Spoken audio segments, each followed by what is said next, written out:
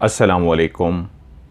Horror stories के एक new episode के साथ मैं हूं मज़हर मलिक।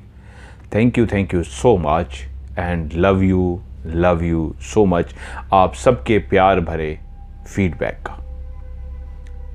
आज की जो कहानी मैं आपको सुनाने जा रहा हूँ बहुत ही ज़बरदस्त कहानी है, लेकिन उससे पहले कि मैं कहानी शुरू करूँ, आज की वीडियो को भी लाइक ज़रूर कीजिएगा और कहानी के एंड पे दोस्तों के साथ इस कहानी को सुन के शेयर ज़रूर कीजिएगा, क्योंकि आजकल आप मोहब्बत का इजहार कर रहे हैं। Love you so much and thank you so much कि कहानी को लाइक भी करते हैं और आगे शेयर भी कर रहे हैं, जिसकी वजह से हमारी MMTV की फैमिली में इस तरह इजाफा हो रहा है कि ये कहानी जिस तरह आपके लिए सुकून का, राहत का बायस बनती है, दुख मुसीबत परेशानी और बीमारी में आप सब कुछ भूल के इस कहानी में ऐसा खो जाते हैं कि एंजॉय करते हैं, तो ऐसे और लोग भी इसमें शामिल हो रहे हैं। और वो सिर्फ इस वजह से शामिल हुए हैं, आपने कहानी को आगे शेयर किया और शेयर करने की वजह से उन लोगों को भी सुख और राहत पहुंची, तो इस नेकी में आपका भी अमल दखल है। आज की कहानी मुझे भेजी है इमरान बलोच ने। इनका ताल्लुक़ तुर्बत बलोचिस्तान से है, लेकिन ये आजकल मस्कत ओमान में मुकीम है। इमरान बलोच ने पहले भी मुझे कई कहानियाँ भेजी और जब भी कहानी भेजते हैं बहुत ही ज़बरदस्त कहानी भेजते हैं। इमरान बलोच कहते हैं, जिनका असल ताल्लुक़ तो बलूचिस्तान के इलाके तुर्बत से है, वो कहते हैं कि मैं इधर मस्कत ओमान में काम करता हूँ, तो वहीं एक दोस्त है जिसका ताल्लुक़ पंजाब से है, पाकिस्तान पंजाब से। तो मैं उससे देखता, वो रात को अक्सर जागता रहता और मैं उससे पूछता कि यार तू सोता क्यों नहीं है। वो कहता यार नींद नहीं आ रही, तो ऐसे मैं टिकटॉक और ये वो चीज़ें लगा लेता हूँ, तो ऐसे जागता रहता हूँ। मैंने कहा अगर तुझे नींद नहीं आती तो तुझे मैं एक ऐसी बात बताता हूँ कि तुझे ऐसी सुकून की नींद आएगी और तुझे नशा लग जाएगा। उसने कहा वो क्या? तो कहता है मज़हर भाई मैंने आपकी इस कहानी उसको सुना दी और उसने आपकी 4-5 कहानियाँ सुनी है, यकीन मानिए उसको सुकून की नींद आना शुरू हो गया। कहता है जब भी कहानी कानों में लगाता हूँ, हेडफोन लगाते लगाते सो जाता हूँ और सुबह उठ के फिर अगले वहीं से कहानी शुरू करता हूँ जहाँ रात को छोड़ी थी। ऐसा उसको नशा लग गया कि कहता है मुझे दुआएं देता नहीं थकता कि यार तूने मेरी ज़िंदगी बदल दी है, मुझे अब नींद आती है। स्टोरी माँ की लोरी का काम करती है। जिस तरह माँ लोरी देती है ना, तो स्टोरी ऐसी है कि आवाज़ सुनते सुनते आप सो जाते। और मैं भी तो यही चाहता हूँ, आपकी ज़िंदगी में एक लोरी का सा काम करो। मेरी आवाज़ आपको दुख मुसीबत परेशानी से दूर कर दे और आपकी बेचैनी वो परदेश में अपनों से दूरी का गम मिटा दे और आप गहरी नींद सो जाएं। इसलिए तो फिर मैं बार बार कहता हूँ और लोगों को भी शामिल करें। तो उस दोस्त ने कहता है 5-6 ही कहानियाँ सुनी, तो मुझे कहता है कि एक मेरी भी कहानी है, मैं चाहता हूँ ये प्रोग्राम में शामिल हो। तो उस दोस्त ने इमरान बलोच को कहानी सुनाई और इमरान बलोच कहते हैं कि सर आपके हमारे, उसने ये लफ्ज़ बकायदा यूज़ किया, हमारी MMTV की फैमिली के नाम ये कहानी। ये एक सच्ची कहानी है। पंजाब का एक छोटा सा गांव जहां की तकरीबन एक अंदाज़न जिस लड़के ने कहानी सुनाई है इमरान बलोच की, उन्होंने अपने वालदैन से सुन रखी है और उनके गांव में नस्ल दर नस्ल ये कहानी चलती है। और ऐसी बहुत सारी कहानियां होती हैं जो नस्ल दर नस्ल सुनाते हैं और वो सच पे मबनी होती हैं। अंदाज़न 1960 है, 65 है या 70 है, इस दहाई की ये कहानी है। वही दौर जो मोहब्बतों का दौर था, वही दौर जो प्यार का, खलूस का, मोहब्बत का, एक दूसरे का दुख सुख बांटने का दौर था। एक छोटा सा गांव जहां के जितने भी लोग थे, ज़्यादा आबादी तो उस गांव में नहीं थी, लेकिन जितने भी लोग थे सब मोहब्बत करने वाले।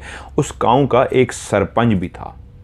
जिस तरह पंजाब, सॉरी ये पाकिस्तान का पंजाब नहीं है, मैं गलत बोल गया, इंडिया का पंजाब, क्योंकि वो सरपंच है इसमें, इंडिया के पंजाब से है। वो लोग क्योंकि लफ्ज़ सरपंच इस्तेमाल करते हैं, हमारे यहाँ कोई गांव का चौधरी होता है, कोई गांव का सरदार होता है, कोई गांव का को होता है, वो उसके गांव का सरपंच बोलते हैं। तो उस छोटे से गांव का जो सरपंच था वो बहुत ही मोहब्बत करने वाला, और जब सरपंच अच्छा हो, असूलों का पाबंद हो, अदल का निज़ाम हो, मुखलिस हो, कब्ज़ा करने वाला ना हो, क्योंकि सरपंच गांव में एक ऐसा शख्स होता है जिसकी ज़मीनें सबसे ज़्यादा होती हैं। वडेरा कहलाता है, सरदार कहलाता है, और सरदार वडेरा ही जुल्म और सितम ढा भी सकता है और अदल का, इंसाफ का माहौल बना भी सकता है। तो उस गांव के अंदर अदल व मोहब्बत का दौर था। वहीं पे एक छोटी सी फैमिली जिनका एक बेटा जिसका नाम जाहिद अली था, ये रियल ही नाम है। जाहिद अली जब पैदा हुआ तो उसके माँ बाप बहुत खुश थे। एक दरमियानी शक्ल सूरत का लड़का पैदा हुआ था।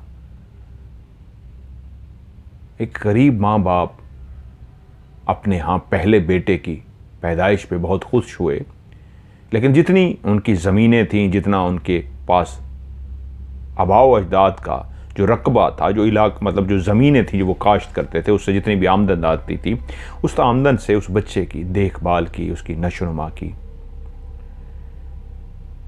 वो बच्चा बड़ा होता गया। अब फर्मा बरदार माँ ने, बाप ने उसको ऐसी ताज़ीम सिखाई, ऐसा अदब व एहतराम सिखाया कि वो बहुत ही अच्छा। उस वक्त उस गांव के अंदर कोई इतना ख़ास पढ़ाई लिखाई का माहौल नहीं था। सरपंच जैसे लोग तो अपने बच्चों को शायद दूर दराज भेज देते थे, लेकिन गांव के आम लोग अपने बच्चों को अपने साथ ज़मीनों पे ही रखते थे। एक वक्त तक बच्चे खेलते कूदते और जब वो जवान हो जाते तो अपने साथ उनको ज़मीनों पे लगा लेते। जाहिद अली भी खेलता कूदता लेकिन अदब व एहतराम के साथ जवान होता गया। जाहिद अली को जब वो बड़ा हुआ, उसकी उम्र तकरीबन 8-9 साल की थी, तो उसके वालिद ने एक अंगूठी जिसके ऊपर एक नक्श बना हुआ था, उस अंगूठी को हमेशा उसका बाप अपने गले में तावीज़ की बजाय अंगूठी को गले में डाल के रखता था। और उसने वो अंगूठी निकाली अपने गले से और अपने बच्चे को कहा, ये अब तुम्हारे हवाले, ये हमारी यूं समझना बेटा मेरे दादा ने मुझे दी थी और अब मैं तुम्हें दे रहा हूं, शायद तुम्हारे भी बच्चों को आगे मिलेगी, इसको कभी भी अपनी गर्दन से मत उतारना, ये अंगूठी हमेशा तुम्हारी हिफाजत करेगी।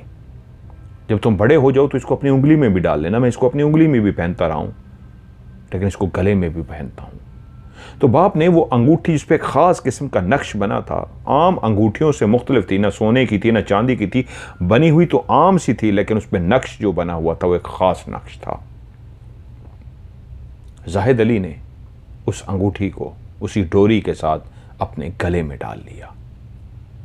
वक्त पर लगा के उड़ता रहा। जाहिद अली 10 साल का था कि पता लगा उनकी वालिदैन को शदीद ख्वाहिश थी कि उनके यहाँ एक और बच्चा पैदा हो, लेकिन उनके यहाँ कोई भी बच्चा पैदा नहीं हो रहा था कि ज़िंदगी के 10 साल बाद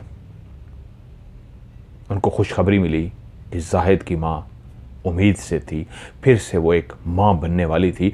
और ये ख़बर दूर दराज के लोगों को जो उस गाँव में मिलने वाले थे, सब एक दूसरे को जानते थे, उनको भी पता लगी। तो सब खुश हो गए कि इन दोनों मियाँ बीवी की बहुत ख्वाहिश थी, खुदा ने एक बेटा दिया हुआ था, चलो एक और बेटा या एक अल्लाह ताला बेटी दे देगा, इनको भी बहुत ख्वाहिश थी। लेकिन इधर ये खुशखबरी पता लगी कि माँ उम्मीद से है, उसके यहाँ एक बच्चा जन्म लेने वाला है। उधर अल्लाह को कुछ और मंजूर था, जाहिद अली का बाप इस दुनिया से चला गया। ये एक ऐसी अचानक मौत थी कि जिसको वो सह न सका और परेशान सा हो गया कि ये क्या हुआ है। बाप का साया उसके सर से उठ गया था। और वहीं बाप का साया क्या उठा, वो जो ज़मीनें उनके पास थी, जो बाप उनकी देखभाल करता था, वो जो साथ वाला गांव था, इस गांव से काफ़ी आगे, वहीं उस गांव के साथ ही उनकी ज़मीनें थी। अभी बच्चा था, ना समझता, अभी तो ये ज़मीनों की तरफ गया ही नहीं था, जानता ज़रूर था। बाप के साथ कई दफ़ा अपनी ज़मीनों में गया था, लेकिन बाप ही लेके जाता था। बाप क्या मरा, उस साथ वाले गांव के चौधरी को पता लग गया, तो उसने इनकी ज़मीनों पे कब्जा कर लिया। क्योंकि कुछ अरसे तक ये बच्चा था, ये गया ही नहीं, देखभाल भी नहीं की। और उन्होंने जब देखा कोई भी नहीं आ रहा, उसका सिर्फ चौधरी को पता लग गया एक ही बेटा है जो छोटा है और वो नहीं आ सकता, उसने उन ज़मीनों पे कब्जा कर लिया। ज़मीनों पे कब्ज़ा क्या किया, वो जो घर में जितना भी जमा पूंजी थी वो इस्तेमाल होती होती 1 साल बाद वही अल्लाह ताला का निज़ाम कि गांव की कुछ औरतें, उस वक्त का जो एक सिस्टम था, इकट्ठी हुई उस माँ के पेट के अंदर उस बच्चे की विलादत के लिए। वो मासूम बच्चा बाहर इंतज़ार कर रहा था कि बाहर उसको बताया गया तुम्हें खुदा ने एक बहन दी है। लेकिन उस दाई ने आगे बताया कि हम तुम्हारी माँ को नहीं बचा सके। उसकी तो दुनिया ही उजड़ गई। बाप 1 साल पहले ही चला गया था और अब 8-9 महीने बाद एक बाप चला गया था पहले ही, मतलब और अब माँ भी इस तरह उसको छोड़ के चली गई थी और एक बच्ची की पैदाइश हुई थी। तो वहाँ सरपंच भी पहुँच गया, उस छोटे से गांव के जो बूढ़े से इमाम साहब थे, बहुत ही मोहब्बत करने वाले, वो भी पहुंच गया और लोग भी पहुंच गए। एक अजीब सी बात ये थी, बच्चा जिसकी उम्र 11 साल थी वो पहले ही यतीम था, बाप मर गया था, आज माँ भी साथ छोड़ गई थी और एक छोटी सी बच्ची का वजूद इस दुनिया में आया था। उसको मौलवी साहब ने अपने हाथों में उठाया, उस मासूम सी बच्ची को, और उसके कान में अजान दी और जाहिद अली को मुखातिब करके कहा, मेरे बच्चे, अब तुम ही इसी के भाई हो, अब तुम इसी की माँ भी हो और तुम ही इसी के बाप भी हो। अब तुम्हें ये सारे रिश्ते निभाने पड़ेंगे, भाई का रिश्ता भी, माँ का भी, बाप का भी। अब इस नन्ही सी परी को जो इस दुनिया में आई है तुम्हें ही देखभाल करनी होगी, माँ तो चली गई, बाप पहले ही जा चुका। उन्होंने उसके सर पे हाथ रखा, उसको हिम्मत बंधवाई, बच्चा है, डर ना जाए। गाँव में एक मोहब्बत का माहौल था, तो सब ने जिस तरह उसके सर पे हाथ रखे, एक आस उम्मीद तो उसको बंध गई कि हाँ, लोग मेरे साथ हैं, मैं अकेला नहीं हूँ। घर तो था रहने के लिए, लेकिन एक बच्ची की जिम्मेदारी जिसका वो बाप भी, माँ भी और हकीकी वो उसका भाई था, सरपरस्ती ले चुका था। लेकिन उस जाहिद अली ने उस बच्ची जिसका नाम उसने महानूर रखा, ऐसा दीवानगी की हद तक उसको परवरिश की, इस हद तक उससे मोहब्बत की कि वो हर वक्त अपनी उस छोटी सी बहन को सीने से लगाए फिरता। औरतें जो बूढ़ियाँ होती उस गांव की, वो भी देखभाल कर देती, उसको गाइड कर देती। वो लड़का सा था कि ये करना है, ये करना है, उसको बताती रहती और वो उसी तरह अपनी बहन को जो जो उसको गाइड किया जाता वो उनको पालता रहा। लेकिन कमाने के लिए कोई ना कोई मदद कर देता था, कभी कोई कुछ दे देता था। जानते थे इन विचारों की ज़मीन पे भी कब्ज़ा हो चुका है, तो इसने कमाने के लिए, उसी उम्र में तालीम तो थी नहीं, उसने लोगों के खेतों में काम करना शुरू कर दिया। जब उसने खेतों में काम करना शुरू कर दिया तो सबसे बड़ा मसला था महानूर, दूध पीती बच्ची महानूर, उसको वो कहाँ करे। तो वो उसको अपने सीने से लगा के खेतों में ले जाता, वहीं पे चारपाई एक डाल देता और चारपाई की एक साइड के ऊपर कपड़े को बांध के झूला बना देता। मैंने बहुत देखा है वो झूला। उन्होंने मुझे कहा, मदर साहब आपने भी झूला देखा होगा? जी मैंने देखा है, बहुत सारे घरों में झूला होता था। हमारे, मुझे तो याद है, मैं और मेरे कज़न, हमारा तो लकड़ी का बाकायदा झूला होता था।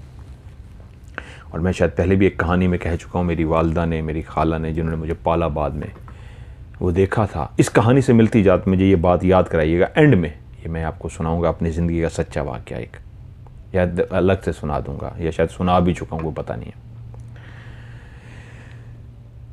वो एक झूला लकड़ी का, कपड़े का बनाया जाता था। एक सिरे पे और दूसरे सिरे पे एक वो जो चारपाई का डंडा सा होता है, बांध दिया जाता उस कपड़े को, और उसके बीच में, आजकल मॉडर्न लोगों ने देखना हो तो समंदर के किनारे, दरियाओं के किनारे, दरख्तों के ऊपर वो उन्होंने कपड़ा सा, जाली सी बांधी होती है और उसके ऊपर लटक रहे होते हैं।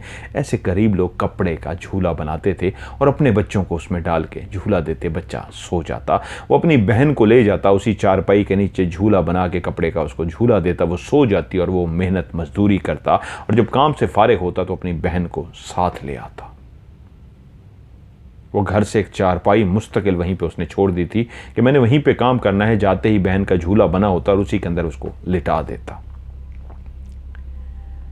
कभी कभी गांव के सरपंच की बेगम इतनी अच्छी, प्यार करने वाली, मोहब्बत करने वाली, जिद करके उसको कहती, आज मेरी तरफ छोड़ दो, कुछ नहीं होता। तो वो इतना इश्क कर बैठा था अपनी बहन से इस छोटी सी उम्र में। बाप माँ सारे रिश्तों से उसको मोहब्बत करता था। वो कहता नहीं, मुझे इसको अपने साथ लेके जाना, इसके बगैर मेरा दिल नहीं लगता। कभी कभी छोड़ भी देता। वक्त इस तरह गुजरता रहा। अब वो इतनी बड़ी हो गई थी, 1.5 साल की, कि उठ के बैठ सकती थी।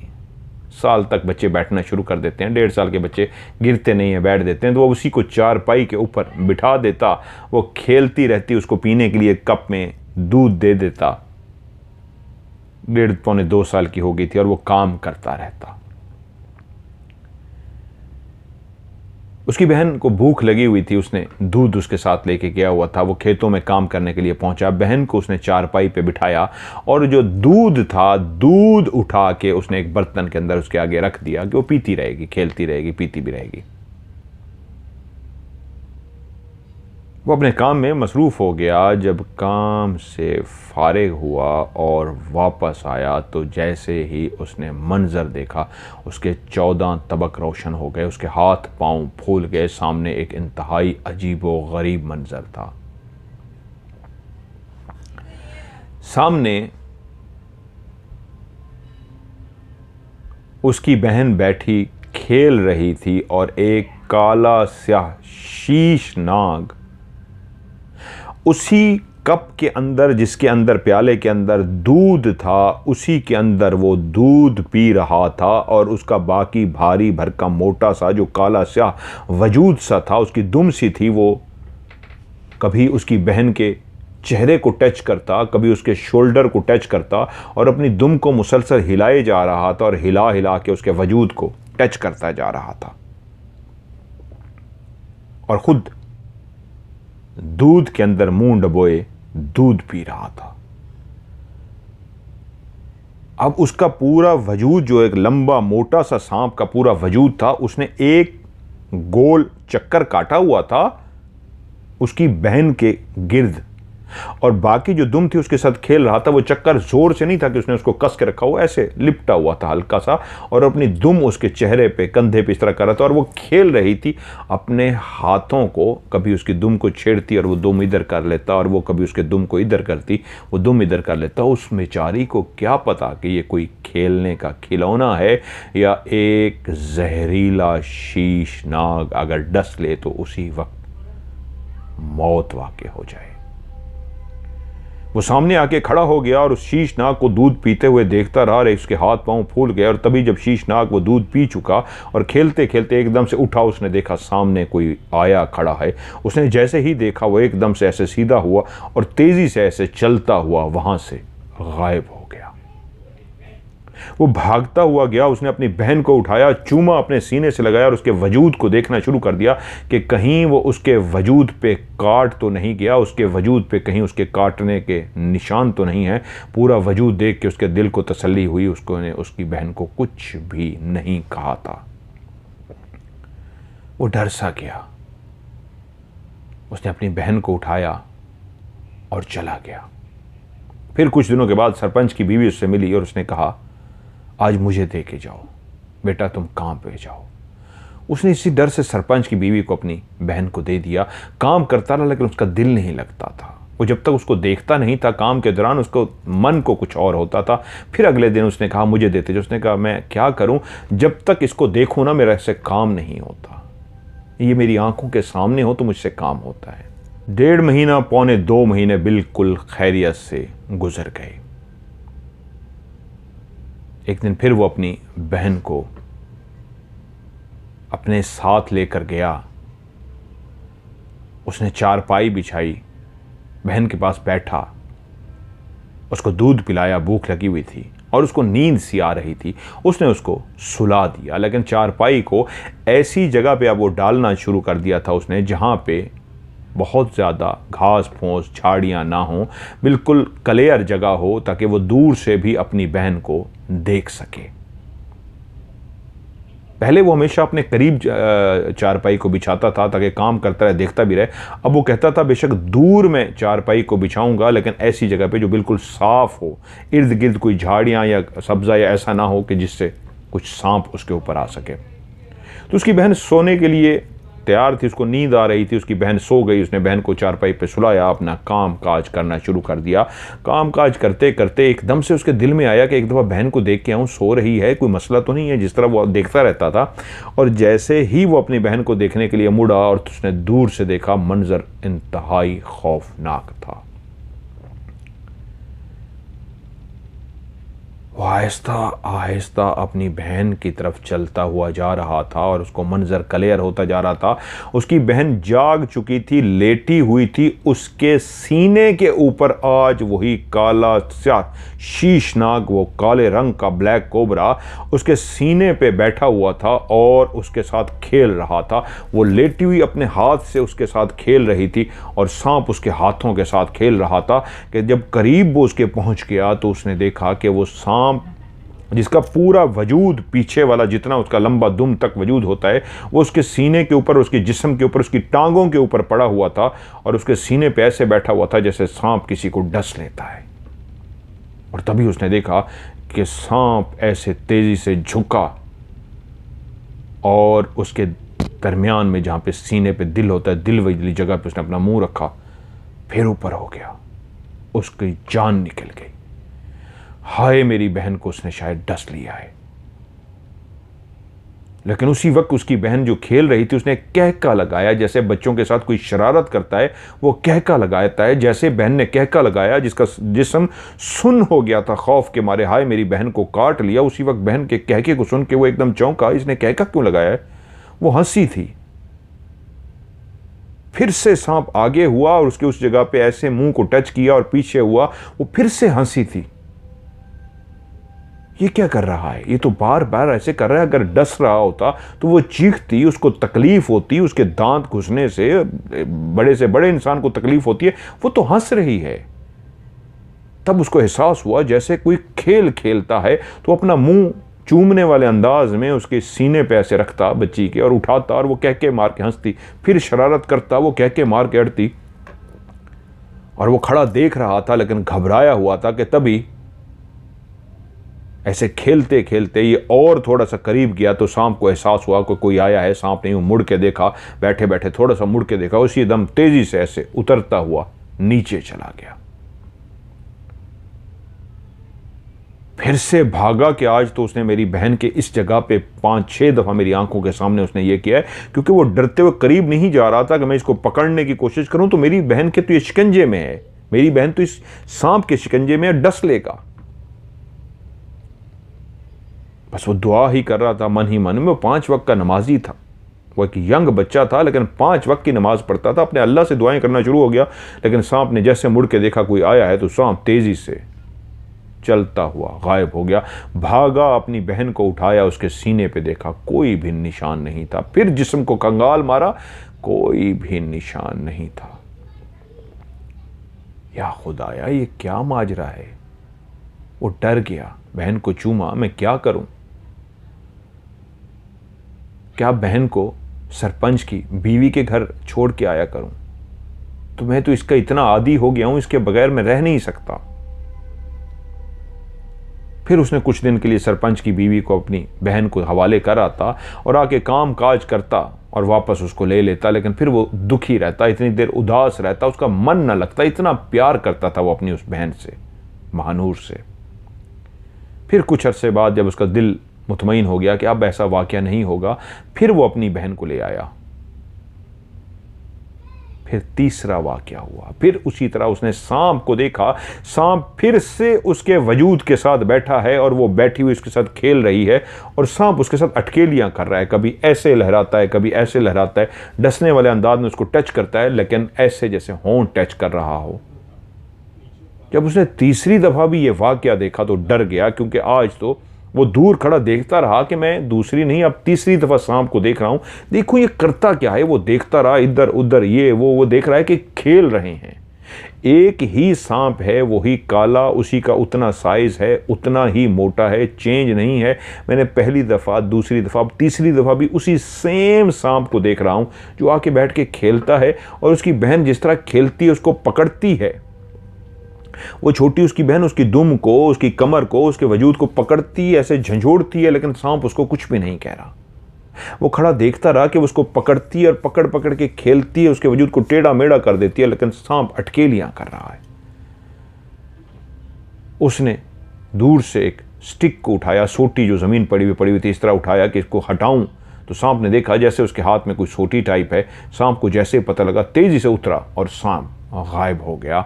उस दिन उसने अपनी बहन को उठाया और सीधा इमाम मस्जिद के पास पहुंच गया। बुजुर्ग से इमाम मस्जिद से मिला। उन्होंने कहा, बेटा खैरियत से आना हुआ जाहिद? जाहिद ने कहा, इमाम साहब कुछ आपसे मशवरा करना है, मैं परेशान हो गया हूँ। उन्होंने कहा, बोलो बेटा। क्योंकि ये वही इमाम साहब थे कि जब माँ मरी थी तो उन्होंने इसके सर पे हाथ रखा था और कहा था, मैं भी बाप हूँ, सरपंच भी बाप हैं तुम्हारे, कभी किसी चीज़ की ज़रूरत हो घबराना मत, हमारी तरफ आ जाना। और आज उनके पास गया बैठा था, वो शफ़क़त से बोले, बताओ बेटा मैं हाजिर हूँ। तो बोला जाहिद अली, इमाम साहब मैंने पहली दफ़ा अपनी बेटी के साथ इस तरह, अपनी बहन के साथ सांप को देखा, वो दूध पी रहा था। दूसरी दफ़ा देखा मैंने उसके सीने के ऊपर डसने वाले अंदाज में ऐसे बार बार कर रहा था और वो हंस रही थी। और अब मैंने तीसरी दफ़ा देखा है आज, तो मुसलसल ये दोनों अटकेलियाँ खा रहे थे। मेरी बहन इसको जितना भी वो कर रही थी, कोई और सांप होता उसको डस लेता, मैं डर गया हूँ। वो सांप मेरी बहन के पीछे पड़ गया है, मुझे उसका कोई हल बताइए। कुछ देर इमाम साहब खामोश रहे और उसके बाद बोले, मेरे बेटे जाहिद, कभी भी उस सांप को नुकसान मत पहुंचाना। तो मुझे बता रहे हो कि आज तुमने एक सोटी उठाई थी और सांप ने देखा और चला गया, कभी ऐसी हरकत ना करना। उस सांप को कुछ भी ना कहना। वो खेलता है तुम्हारी बहन से तो उसको खेलने देना, इसमें क्या हर्ज है, कोई नुकसान तो नहीं पहुंचा रहा। और ये बातें वक्त से पहले की बातें हैं। तुम कभी उसको कुछ मत कहना, कभी भी नजर आ जाए उसको कुछ भी मत कहना। और मेरी बात बेटा ये याद रखना। उलझ सा गया और बोला, मौलवी साहब ये आप कैसी बात कर रहे हैं, एक सांप है, जहरीला सांप, और वो मेरी बेटी को डस सकता है और आप मुझे कह रहे हैं मैं उसको कुछ ना कहूँ। इमाम साहब बोले, बेटा मैं जो तुमसे कह रहा हूँ वो तुम्हारी बहन को कभी भी नहीं डसेगा, खेलेगा ज़रूर, नहीं डसेगा वो तुम्हारी बहन को, जब मैं कह रहा हूँ। तो वो बोला, इमाम साहब आप कैसे कह रहे हैं, वो कैसे नहीं कह रहा, कैसे नहीं डसेगा, आप ये कैसे कह सकते हैं? तो उन्होंने उसके सर पे हाथ रखा और कहा, बेटा वक्त बहुत सारी चीज़ों को क्लियर करता होता है, अभी इसका वक्त नहीं है, अभी जाओ, कोई परेशानी की बात नहीं है। वो चलता हुआ वहां से घर चला गया। जिंदगी गुजरनी शुरू हो गई। इंसान जब मेहनत मजदूरी करता है, हक हिलाल की कमाता है, तो सब गांव वाले भी उसकी इज्जत करते हैं। जाहिद अली की भी गांव में बहुत इज्जत थी, सब उससे प्यार करते थे, गाहे बगाए उसकी मदद करने की कोशिश करते, लेकिन वो इनकार कर देता, कहता अभी मेरे हाथ पांव कायम हैं, मैं मेहनत कर सकता हूँ, आप लोगों का प्यार है, आप लोगों की मोहब्बत है कि मेरा ख्याल रखते हैं, लेकिन मुझसे और कई ऐसे गरीब हैं जिनको मदद की ज़रूरत है, उनकी मदद कीजिए। अभी तो मैं कमा रहा हूँ अल्हम्दुलिल्लाह। और वो कमाता रहा, यहाँ तक कि वक्त जो होता है ना, वक्त ये पर लगा के उड़ता है, ऐसे पर लगा के उड़ता है कि वक्त देखते ही देखते चीज़ें कैसे बदल जाती हैं। और ऐसा ही हुआ, देखते ही देखते उसकी बहन 13-14 साल की हो गई। जब 13-14 साल की हो गई तो अपनी बहन को देखता था, खुश होता था, देखता था, खुश होता था। तो एक दिन उसकी बहन बैठी और अपने भाई से बोली, वो स्कूल पढ़ती थी, वो अपनी बहन को पढ़ा रहा था, जो कमाता उसकी हर ख्वाहिश को पूरा करने की कोशिश करता और उसको स्कूल पढ़ा रहा था। तो एक दिन बहन आई और बोली, भाई आपसे एक सवाल पूछना है। बोला, हाँ बोलो मेरी मानूर, मेरी जान, क्या सवाल है? उसने कहा, कभी आपको डर लगा है, कभी आप डरते हैं? जिन, भूत, चुड़ैल, आत्माएं, ये जितनी भी मखलूक होती है, क्या कभी आपको इन चीज़ों से डर लगा है? किस चीज़ से आप डरते हैं? तो वो बोला, मुझे जिनों भूतों से डर नहीं लगता महानूर, लेकिन पता नहीं क्यों बचपन से मुझे कब्रिस्तान से बहुत डर लगता है। लोग रातों को कब्रिस्तान में चले जाते हैं, और अगर कोई मुझे कहे दिन को कब्रिस्तान में चलो, मुझे दिन को भी जाते हुए बहुत डर लगता है। मैं नहीं जानता इसकी वजह क्या है, लेकिन इतना शदीद डरता हूँ मैं, दिन को भी कब्रिस्तान जाने से डरता हूँ, बहुत शदीद डरता हूँ। हर जगह जा सकता हूँ, मुझे जिन भूत का कभी कोई डर नहीं हुआ, कब्रिस्तान का पता नहीं क्यों मेरे दिल में इतना खौफ है, मैं कब्रिस्तान नहीं जा सकता, मुझे कब्रिस्तान से बहुत डर लगता है। और उसकी बहन मुस्कुरा दी। कुछ दिनों के बाद बहन उससे दोबारा बोली, भाई अब आपकी उम्र हो गई है, आप शादी कर लें। तो वो खाना खाते हुए अपनी बहन की तरफ देखते हुए मुस्कुरा पड़ा और बोला, तू क्या चाहती है? मैं एक औरत को ब्याह के एक घर में ले आऊं और वो तुझसे बुरा सलूक करे, क्या मुझसे ये बर्दाश्त होगा? कोई तुझे मैली आंख से देखे, ये तो मैं कभी बर्दाश्त नहीं कर सकता। तो वो औरत पता नहीं कैसी हो, सौतेली की तरह तुझसे सलूक करे। मैं तो माँ भी हूँ, तेरा बाप भी हूँ, तेरा भाई भी हूँ, और तू जानती है ना मेरी आंखों का तारा है तू। तो मैं डरता हूँ उस लम्हे से कि मैं अगर शादी कर लूँ और कोई ऐसी आ जाए जो मेरी बहन को प्यार ना दे, मैं तो जीते जी मर जाऊँगा। हाँ, तेरी डोली उठता देख लूँ, तू एक दफ़ा ब्याही जाए, तेरी डोली रुखसत हो जाए, फिर मैं ज़रूर शादी कर लूँगा। मुझे तो अभी तेरी डोली तैयार करनी है, तुझे शादी करनी है, ब्याहना है एक अच्छे घर में, तू पढ़ लिख जा, तू पढ़ जा, तेरी हर ख्वाहिश पूरी करनी है। बहन भाई प्यार से इस तरह बातें करते। एक दिन सरपंच ने जाहिद अली को अपने पास बुलाया और कहा, बेटा बड़े हो गए हो माशाल्लाह, उम्र 24-25 साल तुम्हारी हो गई है, 23-24 साल तुम्हारी उम्र हो गई है, तुम भी मेरे बेटे हो। मेरा कोई बेटा नहीं है, मेरी एक बेटी है। मैं चाहता हूं मेरी ज़मीनों की तुम देखभाल करो। तुम लोगों की ज़मीनों में काम करते हो, मेरे पास और भी बहुत सारे लोग हैं जो काम करते हैं, लेकिन अब मैं भी बूढ़ा हो रहा हूं, मेरी ख्वाहिश है मेरी ज़मीनों की तुम देखभाल करो, और तुम्हें उसमें मैं बहुत इतना पैसा दे दूंगा, तुम्हें किसी चीज़ की कोई कमी नहीं रहेगी, तो मेरे बेटों की तरह होगे। उसने कहा, सरपंच जी मैं वैसे काम करने को तैयार हूं, लेकिन मैं पैसे के लालच में नहीं करूंगा, मैं आपका बेटा ही हूं। उसने कहा, नहीं बेटा, जब तुम इतनी मेहनत करोगे तो तुम्हारा हक है, मैं आज से ये जिम्मेदारी तुम्हें सौंपता हूँ। यूँ सरपंच ने सारी जिम्मेदारी ज़मीनों की, अब वो जवान हो चुका था, 23-24 साल उसकी उम्र थी, उसको जब दे दी तो वाकई कुछ अरसे बाद सरपंच को महसूस हुआ जो पहले लोग काम कर रहे थे उनसे बढ़ चढ़ के उसने मेहनत की थी। ईमानदारी और मेहनत ऐसी नज़र आई कि सरपंच का दिल खुश हो गया कि वाकई खुदा ने मुझे एक बेटा दिया है, उसने बेटे की तरह मनवा दिया था। इमाम साहब जो मस्जिद के मौलवी साहब थे, हर शाम को सरपंच जी के घर चाय पीने के लिए आते थे, और सरपंच ने उनसे कहा हुआ था आपने रोज़ाना मेरे घर आना है, बैठना है, चाय पीनी है। सरपंच के घर इमाम साहब आते, चाय पीते, गपशप करते। एक दिन ये भी काम से वापस आया, हिसाब किताब बताने के लिए ज़मीनों का। सरपंच भी बैठे हुए थे, इमाम साहब भी बैठे हुए थे। तो सरपंच बोले, तुमसे आज एक बात करनी है। तो बोला, जी बोलिए। उन्होंने कहा, मैं तुम्हें अपना बेटा बनाना चाहता हूँ। जाहिद अली बोला, मैं आपका बेटा ही तो हूँ, मैं आपका बेटा हूँ। उन्होंने कहा, नहीं, मेरी एक ही बेटी है और तुम उसको जानते हो, तुम्हारे दिल में कोई बात है तो ज़रूर मेरे साथ शेयर करो, मैं अपनी बेटी का रिश्ता तुमसे करना चाहता हूँ। तो एकदम इमाम साहब खुश हो गए कि इतना बड़ी बात उन्होंने कर दी थी अचानक से। वो कह रहे हैं, इससे तो खुशी की कोई खबर नहीं हो सकती, इससे पहले कि जाहिद अली तुम कुछ कहो, मैं तुम्हारे सर पे हाथ रख के कहता हूँ, बेटा इनकार मत करना, वो बहुत अच्छी लड़की है, तुम्हारे दिल में कोई खौफ या वहम है तो ज़रूर मुझे बताओ। तो उसने कहा, बस इतना चाहता हूँ, मेरी बेटी, मेरी बहन, वो मेरी बेटियों की तरह भी है, मेरी बहन भी है, डरता हूँ कहीं कोई उसको दुख ना दे दे। तो इमाम साहब बोले, मैं जिम्मेदारी लेता हूँ, वो बहुत अच्छी बेटी है, वो तुम्हारी बीवी बन के बहुत प्यार देगी, बहुत खुशकिस्मत हो तुम उस लड़की के शौहर बनने जा रहे हो। और देखते ही देखते फौरी ऐलान हुआ, और फौरी तौर पे वो शादी 4-5 दिन के अंदर सब कुछ करके, निकाह करके, सादगी के दौर थे, यूं सरपंच ने वो शादी कर दी।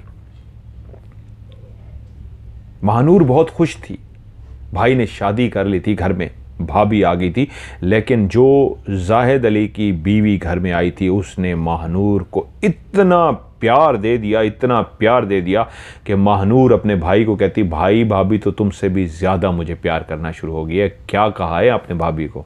वो खुश होता, शायद मेरी मेहनत का सिला मुझे मिला है। अब एक घर में 3 लोग थे, पहले सिर्फ बहन भाई रहते थे, अब जाहिद अली की बीवी भी उनके साथ रहती थी। वो बहुत ख्याल रखती जाहिद अली का और उसकी बहन का, उसको मां की तरह प्यार देती। जाहिद अली सचमुच में अब सरपंच का बेटा बन चुका था, उनकी ज़मीनों को भी देखता और उसकी बेटी का शौहर भी सरपंच का दामाद भी बन चुका था। वक्त बहुत अच्छा चल रहा था, खुशियां थी हर तरफ, लेकिन जाहिद खुदा का शुक्र अदा करता, अपनी नमाज पढ़ता, यहां तक कि तहज्जुद के टाइम उठ के वो अपनी तहज्जुद की नमाज पढ़ता और खुदा का शुक्र अदा करता। जाहिद ज़मीनों पे था, उसकी बहन स्कूल गई हुई थी कि जब स्कूल से वापस आई तो उसकी कमीज़ जगह जगह से फटी हुई थी, उसके सर से दुपट्टा गायब था। और ये वो दौर था जहां सबसे अहम तरीन चीज़ सर पे दुपट्टा होता था। वो कभी भी अपने सगे बाप, सगे भाई के आगे भी वो दुपट्टे के बगैर लड़कियां नहीं आती थी। और उस दिन वो ऐसी लुटी पटी चलती हुई आ रही थी कि जाहिद अली की बीवी ने जैसे ही देखा अपने सीने पे हाथ मारा, खुदा खैर करे। और जैसे वो घर में दाखिल हुई, भागती हुई उसके पास पहुंची। अब वो मां भी थी कि क्या हुआ मेरे बच्चे? तो महानूर बोली, साथ वाले गांव के जो चौधरी हैं उनके 2 बेटे और उनके एक दोस्त ने मेरी इज्जत तार तार कर दी है। वो पहले भी मुझे रोज छेड़ते थे, वो रोज मेरे रास्ते में खड़े होते थे और मैं उनको इसलिए इग्नोर कर देती थी कि अगर भाई को बता दिया तो भाई कहीं लड़ ना पड़े, भाई कोई नुकसान ना कर दे। मेरा भाई मुझसे बहुत प्यार करता है, इसलिए मैं जानती थी कि भाई को बताया तो भाई बहुत जज्बाती हो जाएगा। और उसने कहा था कि मेरी बहन को कोई मैली आंख से देखेगा मैं उसकी आंख निकाल दूंगा, तो मेरा भाई लड़ ना पड़े। मैंने कभी नहीं बताया, हमेशा जल्दी से गुजर जाती।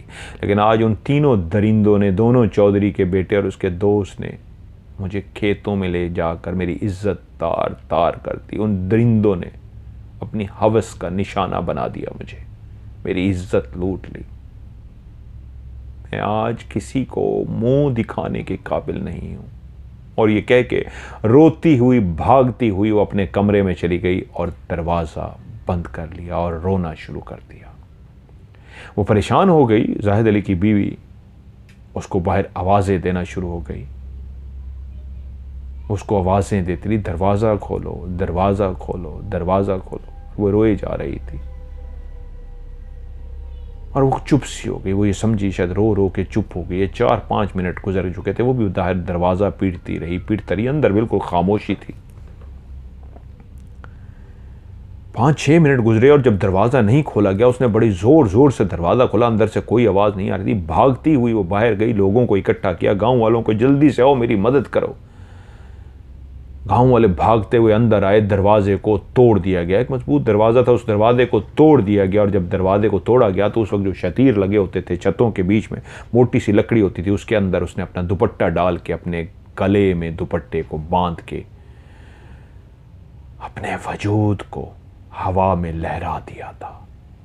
और जब गांव वाले दरवाजे को तोड़ के अंदर पहुंचे तो उसका मुर्दा वजूद हवा में लहरा रहा था।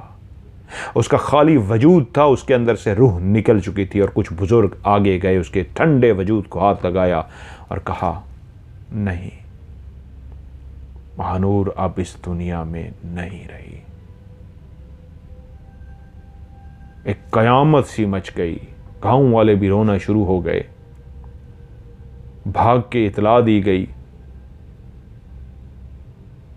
और जब जाहिद अली पहुंचा और अपनी बहन का ये हाल देखा तो उसके लिए कयामत से बढ़ के कुछ नहीं था। वो बेहोश हो गया। उसको मुश्किलों से होश में लाया गया। कहीं अपने हवास ना खो बैठे, कहीं ये दीवाना ना हो जाए, कहीं ये पागल ना हो जाए। उसकी पागलों जैसी हालत हो गई। जैसे कैसे उसका जनाजा पढ़ा गया, उसको दफनाया गया, आंसू थे कि थमने का नाम नहीं लेते थे। जाहिद अली जानता था, उसको बीवी ने बता दिया था किस तरह 3 दरिंदों ने उस मासूम सी गुड़िया के वजूद को नोचा था, और वो अब इसलिए फांसी के फंदे पे लटक गई थी कि अब मैं किसी को मुंह दिखाने के काबिल नहीं हूं। दफनाने की दूसरी रात बाद वो अपने घर से भागता हुआ गया और मस्जिद में दाखिल हुआ। और कहते हैं उस दिन पहली दफ़ा गांव वालों ने और इमाम साहब ने किसी को इतना ज़ोरों शोर से धाड़े मार के रब के आगे रोते हुए देखा।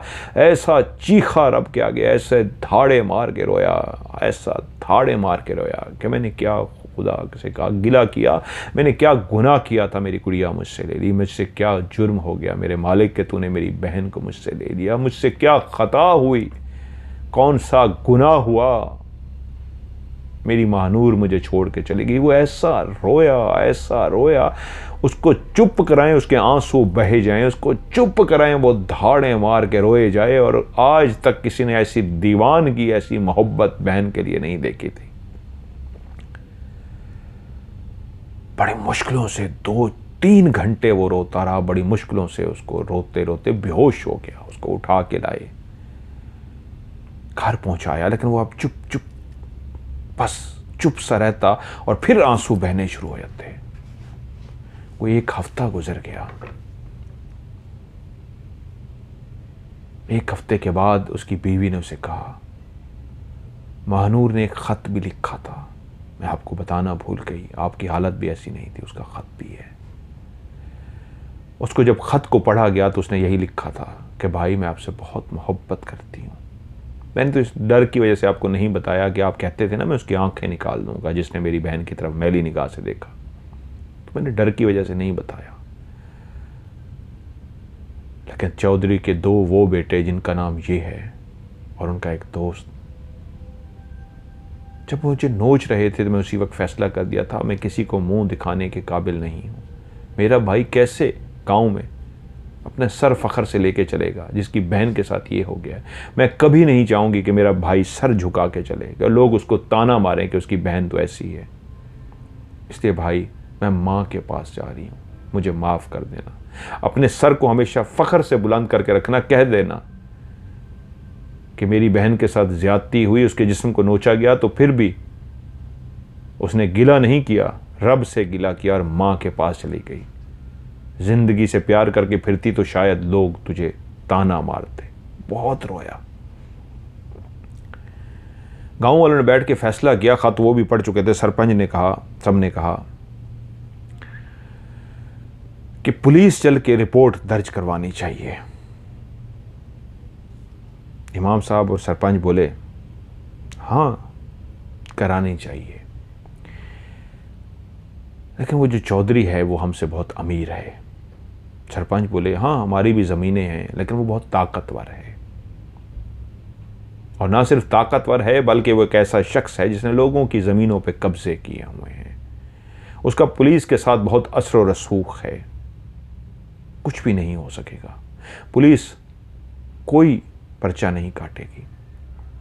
हाँ हम सब गांव वाले चलते हैं उसके बाद, और यही केस उसके सामने चल के रखते हैं। बेहतर है कि उसी से हम डायरेक्ट बात करें कि भाई हम थाने जाएं कि हमें इंसाफ चाहिए, हमें थाने से इंसाफ की उम्मीद नहीं रखनी चाहिए। वो सब इकट्ठे हुए, जिसमें जाहिद भी था, जाहिद की बीवी भी थी, सरपंच, गांव के कुछ और लोग भी थे। वहां पहुंच गए। उस चौधरी सामने बैठा था और चौधरी की बेटी भी आके उसके साथ बैठ गई। एक गांव के 15-20 लोग थे, उसके भी अपने लोग कोई बैठ गए चौधरी के।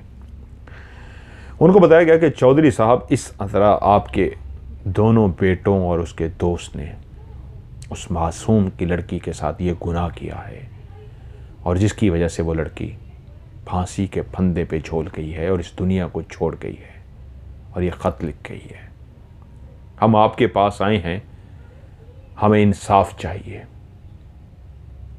उस चौधरी ने अपनी मूंछों को ताव दिया और बड़ी वो बैठा ताव देता रहा, और बड़े मगरूराना अंदाज में कहता है, अच्छा ठीक है, बुलाओ मेरे बेटों को। उसके बेटों को बुलाया गया।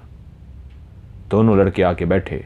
बाप ने उससे पूछा, ये गांव वाले कुछ आए हैं और ये शिकायत कर रहे हैं कि तुमने कुछ ऐसा वैसा काम किया है, क्या तुमने ऐसा काम किया है? वो दोनों लड़के मुस्कुराए और बोले, किसकी बात कर रहे हैं, कौन लड़की? गांव वाले बोले, ये जाहिद, इसकी बीवी, इसकी बहन। तो लड़का बोला, हम चौधरी के बेटे हैं, हम कोई कमी कमीन नहीं है कि किसी कमी कमीन के पास जाएंगे। ऐसे कमी कमान जिनके जिस्मों से बू आती है, उनके पास भी बैठो तो बू आती है, तो हम चौधरियों की औलाद होगे, कमी कमीन के पास जाएंगे? ऐसे लोगों के पास जिनके कपड़ों से बदबू आती है, हम बदबू वाले लोगों के पास गुजरना गवारा नहीं करते और तुम लोग हमारे ऊपर ये इल्ज़ाम लगा रहे हो? अरे हमारी औकात तो देखो, अगर हमें जाना ही होगा तो हम अपने लेवल के लोगों के पास जाएंगे। हमें क्या पड़ी है तुम जैसे घटिया कमी कमीन लोग जिनके बदबू से दूर दूर तक गुजरा नहीं जाता, हम उनके पास जाके क्या करेंगे? उसी वक्त उनकी बहन बोली, उन दोनों लड़कों की, उस चौधरी की बेटी, तुम्हारी बहन अपना मुंह कहीं और काला करके आए और वो आके इल्ज़ाम लगा दे हमारे भाइयों पे, तो क्या हम मान लें? और जाओ पता करो, वो अपने किसी यार के पास गई थी और उसके यार ने उसके साथ धोखा कर दिया, और जब उसके यार ने उसके साथ धोखा किया तो उसने घर आके तुम लोगों को जो पट्टी, जो कहानी पढ़ा दी, तुम लोग भी उठ के चल पड़े। मेरे भाई ऐसे नहीं है, निकलो यहां से। तो चौधरी बोला, सुन लिया मेरे बेटों से, मेरे बेटों ने यह काम नहीं किया और मेरे बेटे कभी भी गलत काम नहीं करते, वो मेरे बेटे हैं। और मूंछों को ताव देना शुरू कर दिया। उसी लम्हे मौलवी साहब बोले, सरपंच साहब उठें, उठें, कुछ भी बात नहीं करनी, उठें यहां से, मैं आपसे कह रहा हूं उठें। सरपंच गुस्से में आ गए, कहते कुछ नहीं बोलना, उठें। वो जो ऊपर है ना, ऊपर, वो बहुत इंसाफ करने वाला, उसकी अदालत बहुत बड़ी अदालत है, उठें। इमाम साहब ने सबको उठाया, दुखी वापस आ गए और वहां जाके उस रात फिर जो लोगों ने देखा, जाहिद अली मस्जिद गया और फिर जो रोया, उसने अपनी कमीज़ की, ऐसे कहते हैं, झोली उठाई और उसने जो झोली उठा के रब से बातें की कि आज मैं तेरी दरगाह में आया हूँ, मुझे तुझसे इंसाफ का ये, मुझे तेरी अदालत से इंसाफ चाहिए, मुझे दुनिया की अदालत से इंसाफ नहीं मिला, मुझे तेरी अदालत से चाहिए, मुझे इंसाफ दे। और ऐसा रोया, ऐसा रोया, गिड़गिड़ाता रहा। इमाम साहब चुप कराते और वो झोलियाँ दे के अपना इंसाफ मांगता रहा। घर गया, रात को तहज्जुद के टाइम पे उठा, तहज्जुद के लिए सीधा मस्जिद गया। पहले वो घर में पढ़ता था, उसने तहज्जुद की नमाज मस्जिद में पढ़ी और कहीं चला गया और सुबह फजर की नमाज पढ़ के घर वापस आता। 4-5 दिन उसकी यही रूटीन रही। रोज इशा की नमाज के बाद रोज पल्लू उठा के रब से भीख मांगता और तहज्जुद से पहले घर से निकल जाता। बीवी परेशान। एक दिन बीवी घर पहुंची अपने बाप के घर, वहीं पे इमाम साहब भी बैठे थे, उसका बाप सरपंच भी बैठा था। वो बोली, मैं बहुत परेशान हूँ, मेरा शौहर जाहिद अली तहज्जुद से पहले कहीं चला जाता है और फजर की नमाज भी काफ़ी गुजर चुकी होती है, फिर आता है, मैं परेशान हूँ, वो कहाँ जा रहा है। इमाम साहब बोले, बेटा परेशान ना हो, मैं देखता हूँ इस मामले को। तहज्जुद की नमाज के लिए वो मस्जिद पहुंचा, उसने नमाज पढ़ी और नमाज पढ़ के जैसे ही मस्जिद से बाहर निकला, इमाम साहब उसके पीछे चल पड़े। चलता चलता चलता वो उस गांव के कब्रिस्तान में पहुंच गया और वही है जाहिद अली जिसने बहन को कहा था मुझे बहुत डर लगता है दिन को भी जाते हुए, वो रात को चलते चलते कब्रिस्तान जहाँ घुप अंधेरा, हर तरफ खौफ ही खौफ, घुप अंधेरा, जिसको बहुत शदीद डर लगता था कब्रिस्तान से, अब उसका डर ही खौफ ख़त्म हो चुका था। वो चलते चलते अपनी बहन की कब्र के पास गया और बहन की कब्र को गले लगा के जो धाड़े मार के रोना शुरू कर दिया, जो धाड़े मार के रोना शुरू कर दिया। धाड़े मार मार के जैसे ही वो रो चुका, उसके आंसुओं का सैलाब बह चुका तो पीछे खड़े इमाम साहब बोले, मेरे बस से, मेरे बच्चे बस कर दे। वो एकदम चौंका, देखा इमाम साहब खड़े हैं, उनके सर पे हाथ रखा, कहा मैं तुझे लेने आया हूं, बस कर दे। ऊपर वाली की अदालत से कभी नाउमीद ना होना। वो जो अदालत लगाता है ना ऊपर वाला, वो जो इंसाफ देता है, उससे कभी भी परेशान ना होना, वो जरूर देगा तुम्हें इंसाफ। मेरे बच्चे आ जाओ। वो उसको लेके आ गए। उधर वो जो दोस्त था उन दोनों के साथ, जिसने इन दोनों चौधरियों के बेटों का साथ दिया था, एक रात वो सही सलामत अपने बिस्तर पे सोया है और जब सुबह हुई है तो उसके घर वालों ने देखा है उसका वजूद इस तरह हुआ पड़ा था जैसे पानी के अंदर लाश डबोई रहे, बंदा मर जाए, उसकी लाश कई दिन तक पानी में पड़ी रहे, गलना शुरू हो जाती है, ऐसे उसका वजूद गला हुआ सा था, जैसे गीला हुआ और गला पड़ा था। अजीब सी उसके वजूद की हालत थी। घर वाले परेशान कि एक रात में क्या हो गया। उसका वजूद मुर्दा तो था, मर चुका था, लेकिन उसका वजूद ऐसे अजीब सा गला हुआ सा था जैसे उसमें से पानी टिपक रहा हो और हाथ लगाएं तो फैलता जाए। अजीब सी गंदी हालत उसके दिमाग जिस्म की। घर वाले परेशान, रोएं धोएं, एक तो मर चुका बेटा और दूसरा उसके वजूद को हाथ लगाते तो वजूद ऐसे जैसे गीली मिट्टी होती है, बहुत गीली, उसको हाथ लगाएं तो फैल जाती है, गिर जाती है, ऐसे वजूद के टुकड़े हो जाएं। सब परेशान, ये क्या हुआ है। किसी को कुछ भी समझ ना आए कि क्या करें, कि एक ही रात के अंदर कैसे इसकी मौत भी वाक़ई हो गई और इसके जिस्म की इतनी बुरी हालत हो गई कि हाथ लगाते हैं तो मेल्ट हो जाता है, बिखरना शुरू हो जाता है, ऐसे गंदी हालत है लाश की। ये हुआ क्या है। तब उनमें से कुछ बुजुर्ग जो अक्लमंद थे, लोग इकट्ठे हो गए, घर के अंदर रोना धोना शुरू हो गया। तो उन्होंने बताया ऐसी कैफियत सिर्फ एक हालत में होती है कि एक जहरीला सांप होता है, अगर वो किसी इंसान के वजूद को डस ले तो तभी एक रात के अंदर उसका जिस्म इस अंदाज में हो जाता है कि हाथ लगाओ तो बिखरता जाए। ऐसे जैसे पानी में से मुर्दा लाश को निकाला गया हो जो इतनी ख़राब हो चुकी हो कि गल सड़ रही हो, हाथ लगाएं तो वजूद से गोश्त गिरना शुरू हो जाए। ये ऐसी कैफियत उसी सूरत में होती है जब कोई एक जहरीला सांप है किसी को डस ले तो। और जल्दी से उन्होंने उसको दफना दिया। लेकिन उधर जाहिद अली की अपनी रूटीन वही थी। वो उसी तरह रोज़ जाता कब्रिस्तान और रोता था, उसी तरह रोत रात को अपना पल्लू उठा के रब से अदालत में इंसाफ मांगता, रोता, अपनी बहन को याद करता था। और कुछ दिनों के बाद उस चौधरी का एक बेटा जो बड़े वाला था, वो अपने बेडरूम में आराम से सोने के लिए गया और सुबह जब घर वाले उठे और वो भी अपने बिस्तर से उठा, रात को उसके साथ क्या हुआ था वो नहीं जानता था, लेकिन जैसे नींद से उठा उसने अंगड़ाई ली तो एकदम से उसको पाँव के अंदर दर्द सा महसूस हुआ। और जैसे पाँव की तरफ उसने देखा तो एकदम से इतना दर्द तेज हो गया कि उसके मुंह से चीख निकल गई। फिर तो दर्द ऐसा बढ़ता गया कि उसकी चीखें आसमानों तक पहुंच रहीं और वो चीखों पे चीखें मारे जा रहा। पूरा घर इकट्ठा हो गया और उसके पाँव को देखा गया तो इस तरह के दो दांत बने हुए थे जैसे किसी सांप ने या किसी कीड़े ने काटा हो। चौधरी था, अपने वक्त के तबीब जो थे, हकीम जो थे, उनको बुलाया गया। सब ने देखा तो वहाँ का जो सबसे बेहतरीन हकीम था वो अपनी सबसे बेहतरीन दवाई लेके आया और उसने आके कहा, ये सांप का निशान है, परेशान होने की ज़रूरत नहीं है, मेरे पास दवाई है, आराम आ जाएगा, चाहे जितना भी जहरीला सांप है।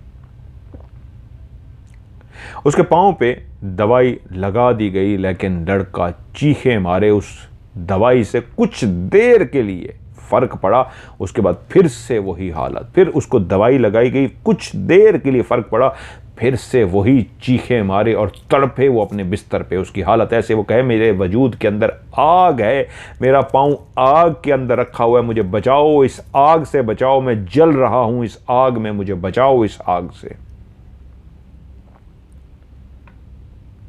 उधर वो हकीम बोला मेरी ये दवाई बड़े से बड़े खौफनाक से खौफनाक सांप के लिए भी करामत थी, लेकिन मैं हैरान हूँ ये कैसा सांप है जिस पे ये काम ही नहीं कर रही, मैं इससे ज़्यादा कुछ नहीं कर सकता, इसके आगे मेरे पास कोई दवाई नहीं है। लेकिन उधर चौधरी के बेटे की चीखें थीं, बाप परेशान, चीखों पे चीखें, चीखों पे चीखें, पूरा घर परेशान, वो रातों को सो ना सकते, पूरे घर के अंदर रात हो या दिन हो उसका बेटा चीखें मारता। चौधरी, उसकी बीवी, घर वाले कुछ भी नहीं कर पा रहे। एक हफ्ता इसी परेशानी में गुजरा कि एक रात वो सारे परेशानी में सोए थे, अब चीखों के आदी हो गए थे, क्योंकि बेटों की तो चीखें बंद ही नहीं होती थी, वो तो चीखें मारता ही था कि दूसरे बेटे की भी चीखें आनी शुरू हो गई, बचाओ बचाओ बचाओ, मुझे सांप ने डस दिया है। वो सब भागते हुए इस कमरे में गए, क्या हुआ क्या हुआ? उसने उसी जगह पे अपने पाँव को पकड़ा हुआ था कि काला स्याह सांप था, मुझे डस गया है।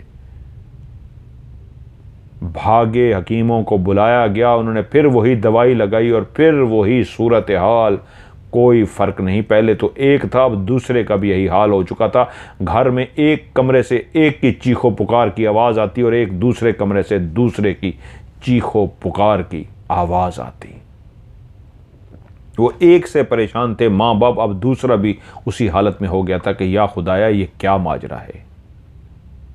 इधर उधर से पीर, फकीर, आमिल, हकीम, जो जो कुछ कर सकता था चौधरी वो करता रहा, लेकिन बच्चों को आराम नहीं आ रहा था। एक महीना दोनों लड़के इसी तकलीफ में गुजरते रहे कि एक मिनट के लिए भी उनको सुकून ना आता, सिर्फ चीखें होती उस हवेली के अंदर, जो उनकी चीखें गूंजती। कि फिर एक रात दोबारा से दोनों को एक सांप ने डस लिया। माँ बाप कुछ खुश हुए कि आज चीखों की आवाज़ कम आ रही है, शायद सो गए हैं, उनकी ज़िंदगी में सुकून आ गया है। लेकिन उस रात जब उनको सांप ने डसा, पहले बेटे को तो वो भी बेहोश हो गया, जब दूसरे को डसा तो वो भी बेहोश हो गया। सुबह पहुँचे तो दोनों बेहोश पड़े हुए थे और माँ बाप रात को इसलिए खुश थे कि शायद आज शोर इसलिए बंद है, शायद कुछ सुकून आ गया है। और जब उनको होश में लाया गया तो वो पहले से भी ज़्यादा तकलीफ़ में आ चुके थे और उसी जगह पे नए दो दांत जो बने थे उससे तकलीफ़ तो बड़ी बड़ी थी, उनके जिस्मों से बदबू आना शुरू हो गई थी। उनके जिस्मों से ऐसी गंदी बदबू आना शुरू हो गई थी जैसे जिस्म से इतनी गलीज़ बदबू आती थी कि उनके करीब कोई नहीं जा सकता था। हकीमों को बुलाया गया, वो इलाज करने के लिए कहते थे हमारे दिमाग पे बदबू चढ़ती है, नाक को बांध दिया जाता, कपड़ों पे कपड़े नाक पे लगा दिए जाते, लेकिन ऐसी गंदी बदबू थी वो दिमाग पे चढ़ती, लोग भागते। चौधरी खुद और उसकी बीवी पास नहीं जा सकते थे, इतनी गंदी बदबू आती उन लड़कों से। और वहीं एक नई आफत आन पहुंची। चौधरी की वही बेटी जिसने कहा था किसी और के साथ मुंह काला करके आई होगी, मेरे भाइयों पे इल्ज़ाम लगा रही है। शाम का वक्त था कि उसके कमरे से चीखने की आवाज़ आ रही, बचाओ बचाओ, मुझे सांप डस रहा है। चौधरी की बीवी और चौधरी भागते हुए अंदर गए तो वो अपने वजूद से कपड़े उतार चुकी थी, अलिफ की अलिफ नंगी खड़ी थी और अपने आप को कह रही थी मुझे सांप ने डस लिया है। चौधरी का सर मर गया शर्म से। बेटी ऐसी हालत में खड़ी थी, माँ ने भाग के उसके वजूद पे चादर डाली, वो चादर को फेंक दे, कहे नहीं मेरे वजूद पे सांप है, मुझे बचाओ। मुश्किलों से माँ ने उसको कवर किया, नौकरानियों को बुलाया गया, उसको वजूद को पकड़ा गया, उसको एहसास दिलाया गया कि नहीं है तुम्हारे वजूद पे सांप, तुम बच गई हो। क्या हुआ है? उसने बताया कि मैं लेटी हुई थी, मैंने काले सांप को देखा है जो आया मेरी कमीज़ के अंदर चला गया है, तभी मैंने कमीज़ को उतार फेंका था, शुक्र है मैं बच गई हूं। लेकिन ये पहला वाकया थोड़ी था, अब ये होना शुरू हो गया कि अब नौकरों के सामने, माँ बाप के सामने, बाप के सामने, कहीं पे भी बैठे हुए एकदम से चीख मारती और सांप सांप, और वो कपड़े उतार देती और चौधरी का शर्म से सर झुक जाता। और यह मुसलसल होने लगा था। किसी भी लम्हे, वो पागल नहीं थी, दीवानी नहीं थी, लेकिन सांप का खौफ उस पर इतना सवार होता, वो अपने कपड़े जल्दी जल्दी सारे उतार देती कि मेरे वजूद पे देखो कहाँ सांप है, कहाँ सांप है। वहाँ पे कोई सांप ना होता। चौधरी सर पकड़ के बैठ गया। 2 बच्चों की चीखें पहले आ रही थी, कमरों से उनके बदबू आ रही है, अब बेटी की ये हालत। वहीं पे उसने किसी अल्लाह वाले का उसके घर आना हुआ, उससे जिक्र किया चौधरी ने कि मैं मुसीबत में हूं, मुझे बचाइए। उसने कहा ठीक है, मैं देखता हूं। उस अल्लाह वाले ने उन बच्चों के ऊपर पढ़ के दम किया, एक दवाई निकाली और उनके जख्मों पे दवाई लगाई। उन बच्चों को पहली दफ़ा देखा माँ बाप ने कि उनकी चीखें बंद हो गई और वह सुकून से सोए और माँ बाप से कहा हमें सुकून आ गया है, हाय हमें सुकून आ गया है। उसने कहा मुझे आज रात दीजिए, मैं पढ़ के आपको बताऊंगा कल क्या माजरा है। अगले दिन वो पहुंचा। उसने चौधरी ने बेइंतहा पैसे उसके सामने रख दिए कि मेरे बेटों का इलाज करें, ये लें, कितनी दौलत चाहिए आपको। वो अल्लाह वाला मुस्कुराया और बोला हम अल्लाह वाले लोग हैं, हम पैसों के लिए काम नहीं करते, मुझे आज रात दीजिए, कल मैं आपको बता दूंगा, मेरे अल्लाह ने चाहा तो हो जाएगा, हम इन पैसों के लिए काम नहीं करते। वो अल्लाह वाला चला गया और अगली सुबह आके उसने कहा तुम्हारे दोनों बेटों को बद्दुआ ले बैठी है और बद्दुआ का इलाज मेरे पास नहीं है। वो जो ऊपर वाला है उसकी अर्श में डायरेक्ट बद्दुआ आ गई है, मैं कुछ नहीं कर सकता। वो मैंने जो इलाज किया था वो आर्जी था, मैंने कहा था ना कल सुबह तक आराम रहेगा, फिर से वैसे हो जाएंगे। माफ़ी मांगने हैं तो जिसकी बद्दुआ है उससे मांगो, इससे ज़्यादा मैं कुछ नहीं कर सकता। सलाम हो गया और वो चला गया। तब चौधरी को याद आया कि उसके यहाँ एक फैसले के लिए कुछ लोग आए थे, उनकी बेटी के साथ मसला हुआ था और उसने खुदकुशी की थी, याद तो उसको था। और जब उसने कहा ना बद्दुआ है और इसका हल यही है, उन्हीं से माफ़ी मांगो, तो चौधरी को याद आया कि हाँ उस वक्त तो मैं मगरूर था, मूंछों को बल दे रहा था। आज बेटी भरे मजमे में कपड़े उतार देती है और बेटों से बदबू इतनी आ रही है, चीखें अलग से हैं, तकलीफ अलग से हैं। उसने बंदे साथ लिए और जाहिद अली के पास पहुंचा। सरपंच, मौलवी, जाहिद अली, वो तमाम लोग जो इस चौधरी के पास गए थे उन सबको इकट्ठा किया गया। पंचायत बैठी सारी। उस चौधरी ने अपनी पगड़ी उतारी और पगड़ी उतार के जाहिद के पाँव में रख दी और कहा हाथ जोड़ के जाहिद अली मुझे माफ़ कर दो, आज मैं तुम्हारी अदालत में माफ़ी मांगने आया हूँ, मुझसे बहुत बड़ी भूल हो गई। हाँ तुम्हारे दादा की जो ज़मीनें थीं वो मैंने कब्ज़ा कर लिया था, मैं हाथ जोड़ के आज वापस करता हूँ, मेरे बच्चों को माफ़ कर दो। हाँ यहाँ पे एक बात मैं भूल गया, सॉरी, लंबी कहानी थी। जाहिद अली ने नहीं, वो आगे हैं, आगे उस चौधरी ने हाथ जोड़ के माफ़ी मांगी और कहा अपनी दादा की ज़मीनें भी मुझसे वापस ले लो, अपने बाप की ज़मीनें मुझसे वापस ले लो, मेरे बच्चों को माफ़ कर दो, मैं आज अपनी इज्जत तुम्हारे कदमों में रख रहा हूँ। जाहिद अली बोला चौधरी साहब, इन बदबूदार कमीनों के पास आते हुए आपको शर्म नहीं आई? ये तो कमीने बदबूदार हम लोग हैं, मेरी बहन तो कहीं और काला मुंह करके आई थी, आपके बेटे का कहां से कसूर आ गया? आपके बेटों ने तो कुछ नहीं किया, वो तो थी गलत किरदार की मालिक। हम गरीब कमीन, इन ज़मीनों को आप ले जाइएगा साथ में, मुझे तो शायद कफन मिल जाए, बड़ी बात है। हर जो शख्स इस दुनिया में आया है कफन पहन के वापस गया है, आप भी मुसलमान है ना, तो कफन ही नसीब होगा, तो ये ज़मीनें लेके जाएंगे। मैंने तो कभी ज़मीनों का गिला ही नहीं किया, मेरी महानूर गई है उसका मुझे बहुत दुख है। माफ़ी? अरे मैं तो टूट गया हूं, क्या तुम्हें माफ़ी दूं? कितने घरों को उजाड़ा होगा तुम्हारे बेटों ने, वो तो फांसी के फंदे पे झूल गई, वरना कितनी लड़कियों को बर्बाद किया होगा तुम्हारे बेटों ने, और तुम वहां पे मूंछों को बल दे के कह रहे थे मेरे बेटे ऐसे नहीं है, जाओ यहां से, उससे माफ़ी मांगो। मैं कौन होता हूं माफ़ी देने वाला? मैं तो खुद गुनहगार हूं, मैं तो केस उसकी अदालत में डाला था, जाओ यहां से। और वो उठ के चला गया। और उस रात जब वो कब्रिस्तान गया है, अपनी बहन की कब्र पे रोया है, रोया है, रोया है, तो उस वक्त उसने दो चेहरों को आते हुए देखा है। एक लड़की और एक औरत दूर से आ रहे थे, उनके पाँव के चलने की आवाज़ आ रही थी। वो चौंक सा गया, वो रो रहा था कि ये कौन आ रहा है। और जब वो दोनों करीब पहुंची है तो वो देख के चौंक गया है। एक महानूर थी और एक उसकी माँ थी। वो दोनों उसके पास आके खड़ी हुई हैं और उससे मुखातिब हुई हैं, बेटा जा, घर जा,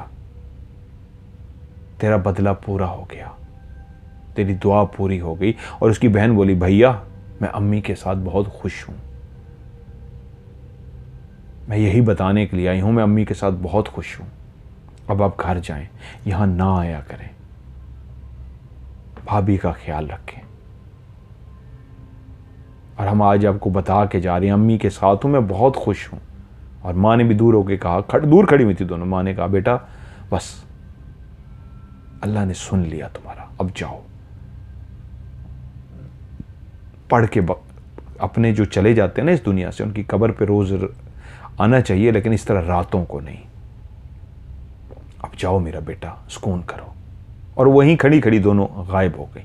परेशान सा हुआ, सीधा मौलवी साहब के पास गया और उनसे बोला, मौलवी साहब मैंने ये हुआ है मेरे साथ, ये क्या है।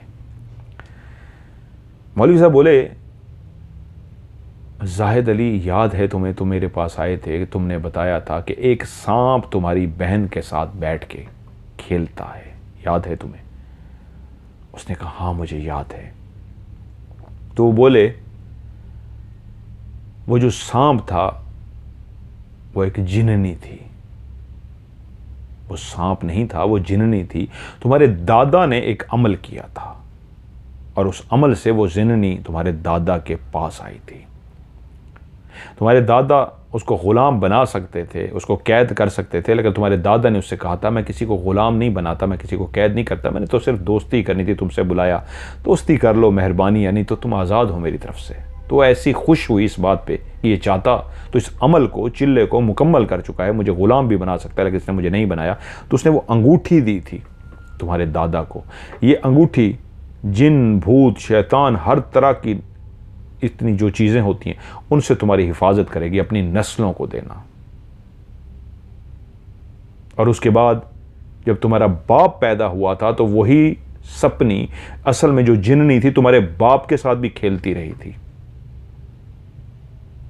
और जिस वक्त तुम पैदा हुए, तुम नहीं जानते, वो तुम्हारे साथ भी खेलती थी, जिन का रूप, सांप का रूप धार के। और जब तुम्हारी बहन पैदा हुई तो वो उसके साथ भी खेलती रही।